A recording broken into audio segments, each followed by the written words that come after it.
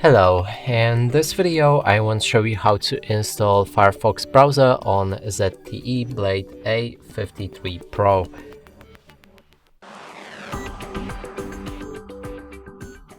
To do this, we'll need to open our Google Play Store. Now in the top search, let's enter Firefox. Install it.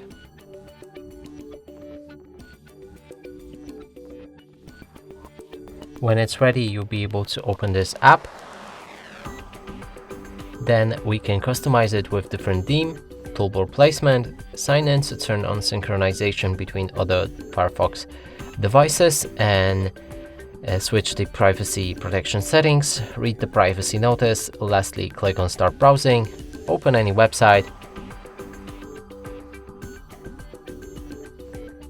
And as you can see, the browser works fine. And that's it for this video. Hope you like it. Please consider subscribing to our channel, leave a like and a comment below.